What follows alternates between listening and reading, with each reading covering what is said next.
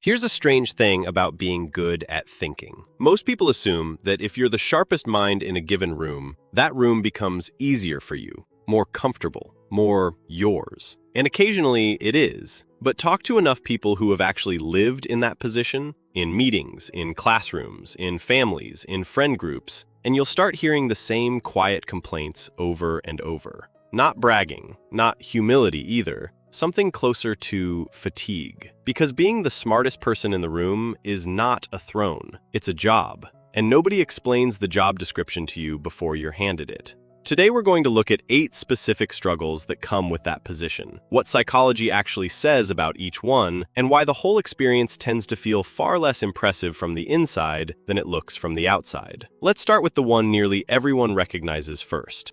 Struggle 1. You quietly become everyone's search engine. It starts small. Someone asks you a question because you happen to know the answer, and you answer it because why wouldn't you? Then it happens again.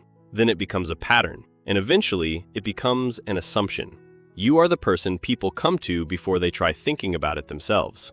Psychologists studying group behavior have a useful concept here called transactive memory. The idea that groups distribute knowledge among their members rather than everyone storing everything. In theory, this is efficient. In practice, if the group has decided you're the storage unit, you are on call permanently. The subtle cost isn't the answering. It's that people gradually stop bringing you problems to think about together and start bringing you problems to have solved. You become a utility, and utilities don't get asked how their weekend was. Struggle 2. You spend an enormous amount of your life translating. When you understand something well, you lose the ability to remember what it felt like not to understand it. Cognitive psychologists call this the curse of knowledge. And there's a famous experiment from Stanford in 1990 by a researcher named Elizabeth Newton that demonstrated it beautifully. Participants tapped out the rhythm of well-known songs on a table and then predicted how many listeners would identify the tune. They estimated around 50%. The actual figure was about 2.5. The tappers could hear the whole song in their heads. The listeners heard knocking. That's the daily experience of being the person who understands the thing first. You explain, and you can hear the entire structure of the idea playing in your mind, and the other person is receiving irregular tapping. So you translate, you simplify, you find the analogy, you build the bridge. And you do this constantly, for free, often without anyone registering that it's work. Struggle 3. Being right turns out to be almost useless as a persuasion strategy. This is the one that breaks people. You've done the reading, you've traced the logic, you've checked the counter-argument, and it doesn't hold. And you present all of this to a room that then, calmly and unanimously, decides to do the other thing.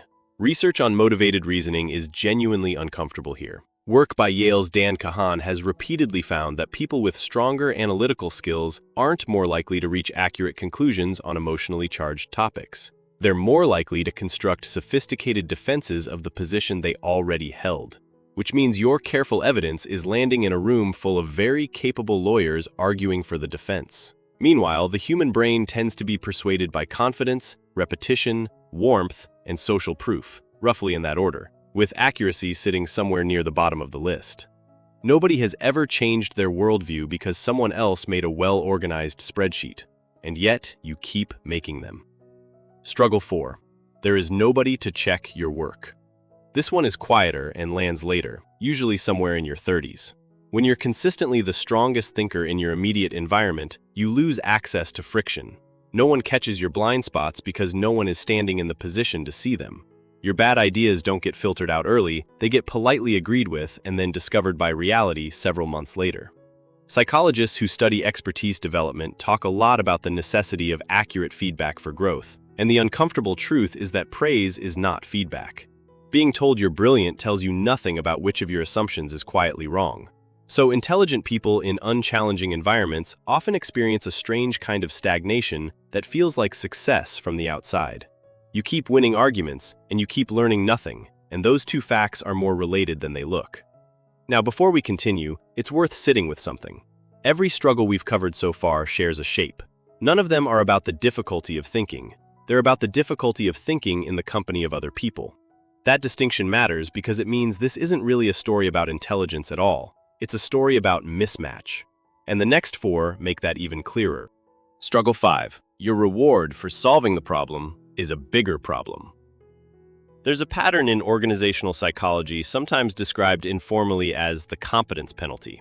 And anyone who has ever been reliably good at something recognizes it immediately. Capability attracts responsibility, not proportionally and rarely with matching compensation. The colleague who handles their tasks adequately goes home. You get pulled into the crisis, the rescue, the restructuring, the thing nobody else can untangle. And because you can untangle it, you do, which teaches the system to bring you the next one. Over time, you're carrying a load that was never assigned, negotiated, or acknowledged, built entirely out of your own past willingness to help. There's a genuine irony in the fact that the fastest route to a heavier workload is doing the current one well. And the resentment that builds is awkward, because it's difficult to complain about being trusted. Struggle 6. Ordinary pace becomes physically difficult to tolerate.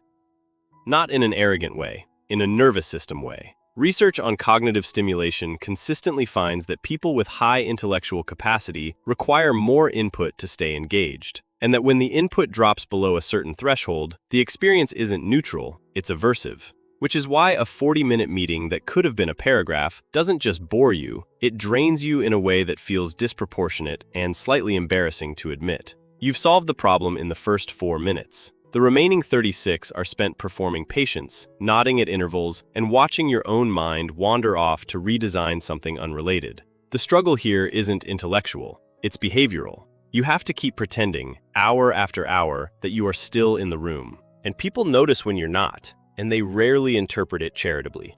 Struggle 7. You lose the right to be a beginner. Somewhere along the line, being clever stopped being something you did and became something you are, and identities are much harder to put down than habits. Carol Dweck's research at Columbia showed this with unsettling clarity. Children praised for being smart, rather than for working hard, later avoided challenging tasks at significantly higher rates. They chose easier problems. They gave up faster when things got difficult. Not because they'd become lazy, but because failure had quietly been redefined as a statement about who they were. Adults do the exact same thing, just with better excuses. You don't take the class. You don't pick up the instrument. You research the thing obsessively instead of attempting it, because reading about it carries no risk of anyone watching you be mediocre. And the higher your reputation climbs, the narrower the range of things you're willing to be visibly bad at. It's a strange trap. The skill that made learning easy for you eventually makes learning feel dangerous, because now there's something to protect. Most people are allowed to be clumsy while they figure something out. You get an audience and a track record, and the distinct sense that both are watching. Struggle 8. Eventually, you start hiding it. This is the one that costs the most, because it's the one people do voluntarily. Somewhere along the way, you learn that being visibly quick makes people uncomfortable. Maybe it was a teacher who found your questions inconvenient. Maybe it was a friend group where knowing things read as showing off. Maybe it was a single, sharp comment that landed hard enough to reshape your behavior for a decade. So, you adjust. You wait a beat before answering. You let someone else arrive at your conclusion and then agree with them enthusiastically. You soften your vocabulary. You add hedges to statements you're certain about, and you let good ideas go unmentioned because the social cost of raising them exceeds the value of being right. Lita Hollingworth, one of the earliest researchers to study exceptional intelligence seriously, wrote nearly a century ago about the amount of energy such individuals spend on what she described as suffering fools gladly, learning to tolerate and accommodate minds that move differently. She considered it a real developmental task, not a character flaw. And the modern version is that the accommodation becomes so automatic you stop noticing you're doing it. The performance runs in the background, permanently, and you start to lose track of what you actually think versus what you've decided is acceptable to say. Here's where all of this actually points, and it isn't where people usually expect. Almost none of these struggles are caused by intelligence. They're caused by mismatch. The same mind that feels heavy and slightly too much in one room becomes completely unremarkable in another. Educational psychologists have a name for this that sounds far too plain for how much it explains. The big fish, little pond effect, documented in detail by Herbert Marsh. Students of identical ability form wildly different self-concepts depending on who they're standing next to. The ability doesn't move, the pond does, which suggests something worth sitting with. If you're consistently the sharpest person in your room, the most useful conclusion probably isn't that you're exceptional, it's that you're in the wrong room. And that changes the problem entirely. Because a mind can't be fixed, but a room can be left. There's a specific and underrated relief in being the least informed person at the table. You get to ask questions instead of fielding them. You get to be wrong out loud, which is the only way thinking ever actually improves. And for a little while, you get to put down the translating. So if you recognized yourself in any of this, the explaining, the waiting, the hiding, the quiet accumulation of responsibility nobody ever handed you on paper, maybe the takeaway isn't a strategy. Maybe it's just an accurate description. Because these things feel like personal failures right up until someone names them as the predictable cost of a common situation. And then they stop being flaws and start being information. And information, for a mind like yours, has always been the thing that makes the weight easier to carry.